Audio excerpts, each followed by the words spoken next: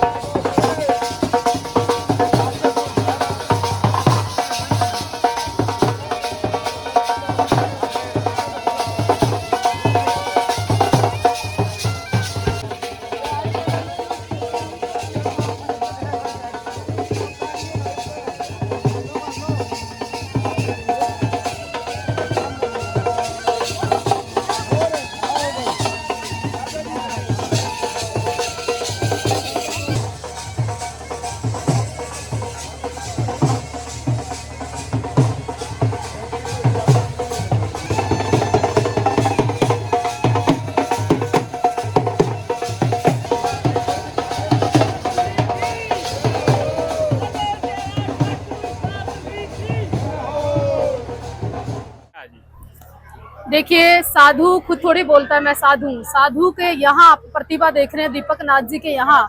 मैं यहाँ पाणसी गांव में पहुंची हूँ। पाणसी ना, बिचपड़ी में पहुंची हूँ। और यहाँ पे आप देख रहे हैं कि दीपक नाथ जी एक बार नहीं, पिछले 5-7 साल से मैं जानती हूँ तो हर साल वो तपते हैं। सर्दी में वो जलधारा तपस्या करते हैं कई हजार मटकों के साथ, और गर्मी में भी वो तपस्या करते हैं, जिसको तपना कहते हैं। साधु का प्रभाव बोलता है कि गुरुजी बैठे हैं कि लोग दर्शन मात्र से ही कल्याण हो रहा है। ये साधु की अपनी परिभाषा है, जन कल्याण करेगी जी। और आज के टाइम में कुछ साधु हैं जी जो कच्ची उम्र में बैठा देते जी, बच्चे को पैसे के लालच में बैठा रहे हैं। या फिर देखिए, सबको आजादी है, स्वतंत्रता है। हमें ये तो पता ही नहीं कि हम कितने साल जिएंगे। भक्ति करने की कोई उम्र निर्धारित नहीं है, पर फिर भी जिस तरह से देखा देखी लोग कर रहे हैं, जिस तरह से रीस कर रहे हैं, साधु होना, साधु बने रहना बहुत मुश्किल है। क्योंकि जैसे आयु बढ़ती है ना, उसमें विचार और विकार भी बढ़ते हैं, तो टिके रहना बहुत बड़ी बात है उसकी। आज के टाइम में एक चंचल नाथ जी है जी, जो उस पर भी काफी जो गंभीर आरोप हैं उस पर। देखिए, आप बात करिए, आज बहुत अच्छे स्थान पर आए, वहाँ की गरिमा की, वहाँ की प्रतिभा की, वहाँ के कल्याण की, वहाँ के जनमानस की, वहाँ की अच्छी मूर्तियों के दर्शन की। एक गुरु स्थान है, इतना बढ़िया स्थान है उसकी। आप ऐसे दुष्ट लोगों का जिक्र ना करिए जहाँ पे कि ऐसे लोगों की बात करने से माहौल ही खराब होता है। संतों की बात करिए, संत बैठे हैं जी। मेरे आपसे सवाल रहेगा, जैसे इसी कालखंड में विमला महामाई जी थी जो साधु थी उस कालखंड में, और वो कालखंड है और आज का कालखंड है। जैसे आप युग परिवर्तन हो गया। साधु भी आज पढ़े लिखे आ गए, समय के अनुसार लोग भी बदल गए। पहले भक्तों की श्रद्धा भी और तरह से होती थी, आज और तरह से हो रही है। साधु केवल जंगल में नहीं है, साधु आपके बीच में भी पाए जाते हैं। तो मतलब आपको मतलब एज ए लेडीज या मतलब महिला और साधु का पुरुष या महिला से क्या मतलब है, शरीर से क्या मतलब है? ये तो 5 तत्व से बना है। ये तो मांस का एक लो, थोड़ा देखने का दृष्टिकोण आपका ठीक होना चाहिए कि क्या है वो। आपकी दृष्टि है ना कि आप क्या देख रहे हो उसमें माँ भी दिख रही है, उसमें बहन भी दिख रही है। और साधु तो साधु है, उसकी कोई पुरुष या महिला नहीं। क्या कोई साधु या साध्वी नाथ के साथ अघोरी दोनों चीज युद्ध कर सकता है जी? देखिए, ये एक ऐसा विवादा विषय है। अब लोगों ने क्या बना दिया कि साधु का मतलब होता है प्रेम करना, सम्मान देना, आदर करना।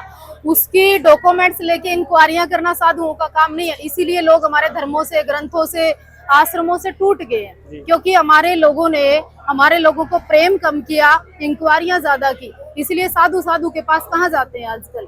वहीं जाते हैं जहाँ प्रेम और सम्मान मिलता है। जैसे नाथ संप्रदाय में संख्या डाल जैसी एक विज्ञान को चुनौती देने वाला विषय है। जब संख्या डाल होती है तो पुतला मंत्रों से चढ़ता है, तो इसमें कितनी सच्चाई है? और अगर सच्चाई है तो नाथ संप्रदाय की इस अमूल्य धरोहर को आप किस नजरिए से देखते हैं? देखिए, जो नाथ संप्रदाय है ना, इसका व्याख्यान 1, 2, 5 शब्दों में नहीं किया जा सकता। केवल नाथों की 2 बुकें पढ़कर आपको नाथ नहीं बोला जा सकता। उसके लिए जीवन भी कम पड़ सकता है, वो नाथ संप्रदाय। तो आपको आज के टाइम में जो छोटे साधु हैं या बड़े साधु, मैंने एक पर्सन पहले भी मैंने आपसे किया था, शिक्षा दीक्षा आजकल बच्चों को लेनी चाहिए। मंदिर के साथ साथ एजुकेशन के मंदिर जाना चाहिए। बच्चों को नशे से और इन चीजों से दूर रहना चाहिए।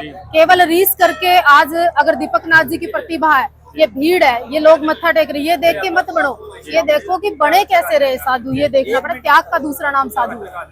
महाराज जी तपस्या कितने प्रकार की होती है महाराज जी? क्या तपस्या महाराज जी? भाई हर बच्चा कहता है मैं भी भगत, मैं भी भगत, मैं भी साधु। तपस्या तो तपस्या है, तपस्या वो के प्रकार कितने भी बना लो, तपस्या तो तपस्या है। वो भाई खड़े श्री भी कर रहे हैं, जलधारा भी कर ले हैं, और हाँ बहुत प्रकार की तपस्या है। वो अगला है कैसी प्रकार की कैसी करे है तपस्या। हम तो मैं तो दो ही करया करूँ, बस दूनी और जलधारा, मैंने इनका दो बेरा है, मैं ये दो करूँ हूँ, और ज्ञान बढ़ता रहेगा तो हम तपस्या बढ़ाते रहेंगे। ये तपस्या करने का जन कल्याण का उद्देश्य को देख के आप तपस्या हाँ हाँ, साधु तो जो भी तपस्या करे ना वो जन कल्याण के लिए करे है, देश के मतलब उज्जवल भविष्य के लिए।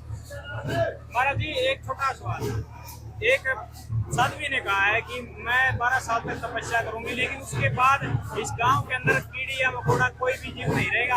महाराज जी क्या किसी के जीव को मारने के लिए तपस्या करना सही है?